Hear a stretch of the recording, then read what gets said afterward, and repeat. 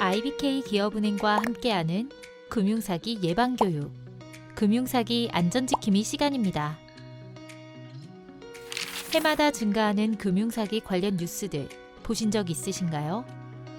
2022년 발표된 금융감독원의 자료에 따르면 금융사기 피해 금액은 다소 줄어들었지만 60대 이상의 금융사기 피해 비율은 매년 증가하는 것으로 나와 있습니다. 2021년 한 해에만 60대 이상 금융사기 피해 금액이 약 614억 원이라고 합니다. 금융사기란 개인정보를 이용하여 금융범죄에 이용하는 사기 수법을 이야기합니다. 대표적인 금융사기의 유형으로는 보이스피싱, 메신저피싱, 스미싱이 있습니다. 보이스피싱이란 음성전화를 이용하여 개인정보를 빼내어 금융피해를 입히는 사기를 말합니다. 대표적인 유형으로는 금융기관 사칭형과 납치형, 대출빙자 사기형이 있습니다. 금융기관 사칭형의 경우에는 검찰청과 같은 국가기관이나 금감원과 같은 금융기관을 사칭하여 연락을 합니다. 전화 내용에는 귀하의 통장이 불법 명의도용 범죄에 사용되었다 또는 금융범죄 조직단과 알고 지내는 사이냐는 질문과 더불어 검찰 조사를 받아야 한다는 협박성의 대화도 포함됩니다. 또는 범죄 수사 과정에서 통장이 동결되니 타 통장에 들어있는 돈들을 국가안심계좌나 금융감독원 직원에게 직접 전달하라고 합니다. 이러한 대화가 포함되어 있다면 금융사기를 의심해 보아야 합니다. 납치의 경우에는 사채로 돈을 빌렸는데 갚지 않아 지하실에 감금했다 또는 성폭행을 당했다. 당신 딸을 납치했으니 돈을 보내라. 더 나아가서는 지금 당장 돈을 보내지 않으면 아이를 죽이겠다는 협박성의 멘트를 하는 경우가 많습니다. 이 경우에는 울음소리 또는 비명소리 등을 배경으로 삼는 경우가 많아 사람들이 더 무서움을 느끼고 그들의 요구를 들어주는 경우가 많습니다. 대출빙자 사기의 경우에는 새정부 지원 자금 안정 희망 플러스 대출 안내문 또는 저금리 대출 자격 안내문 등의 문자를 받고 전화를 걸도록 만드는 경우가 많습니다. 이러한 대출빙자 사기는 저금리 대출을 위한 기존 대출 상환 또는 선이자 입금을 요구하거나 저금리 대출을 위한 앱을 설치하도록 유도합니다. 저금리 대출 앱 설치의 경우 앱 설치 필수 요소로 사진, 미디어 등의 파일 접근을 허용함으로써 휴대전화에 해킹 앱을 설치하여 정보를 빼내가는 경우가 많습니다. 해킹 앱이 휴대전화에 설치되는 경우 보이스피싱범들이 나의 전화 속 정보들을 모두 확인할 수 있게 됨으로써 내 핸드폰의 정보가 모두 그들에게 넘어가게 되는 것입니다. 이러한 보이스피싱을 막기 위해서는 어떻게 해야 할까요? 가장 좋은 방법으로는 금융기관이나 수사기관은 전화로 개인정보를 요구하지 않는다는 사실을 기억하고 그들의 요구에 대해 의심하는 것이 좋습니다. 그리고 난 다음 이러한 정보가 사실인지 아닌지 확인해야 합니다.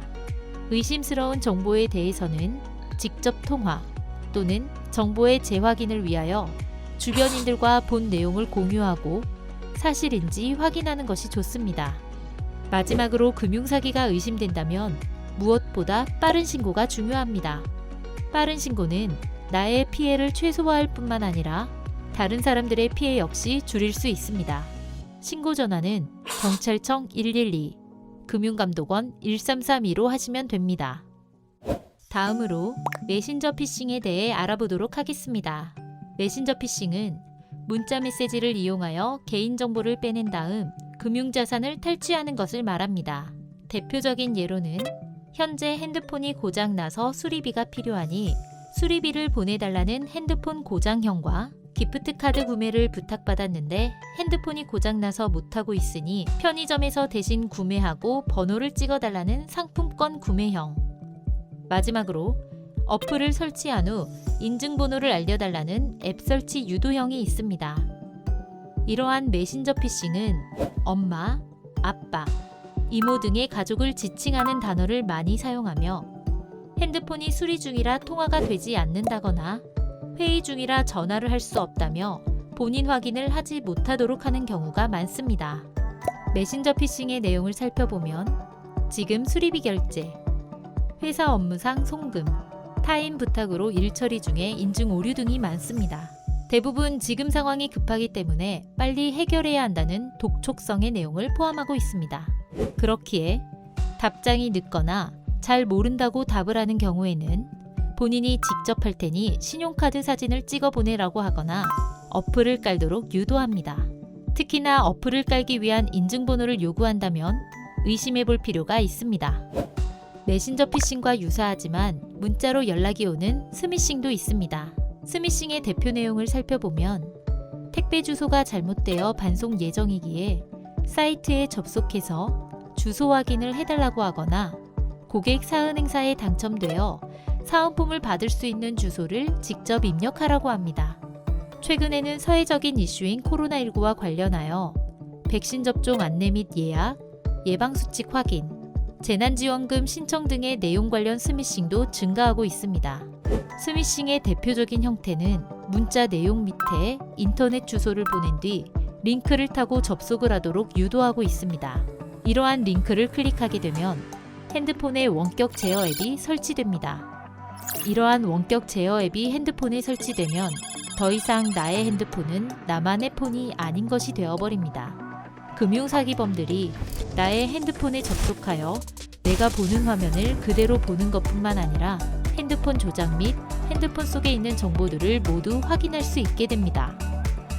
이렇게 되면 핸드폰 속에 있는 개인정보뿐만 아니라 금융자산까지 편취하게 되는 것입니다. 이러한 원격 제어 앱은 불법 악성 앱이 아니기 때문에 차단이 곤란하여 앞으로도 금융사기에 악용될 소지가 높습니다. 그렇다면 이러한 메신저 피싱과 스미싱을 예방하기 위해서는 어떻게 해야 할까요? 무엇보다 잘 모르는 사람에게서 온 URL 주소는 클릭하지 않고 삭제하는 것이 좋습니다. 출처를 알 수 없는 앱과 앱의 성격을 잘 모른다면 설치 역시 하지 않는 것이 좋습니다. 앱을 다운받을 때에는 정식 사이트에서 검색한 후 직접 설치를 해야 합니다. 지인을 사칭하여 설치해달라고 요구하는 원격 제어 앱들도 바로 설치하지 않는 것이 좋습니다. 메신저 피싱과 스미싱은 지인을 사칭하는 경우가 많기에 무엇보다도 본인 확인을 하는 것이 중요합니다. 그리고 백신을 주기적으로 업데이트하여 혹시 모를 악성 앱 설치를 확인하는 것도 좋습니다. 디지털 금융을 잘 활용하여 편리한 금융생활을 하시기 바랍니다.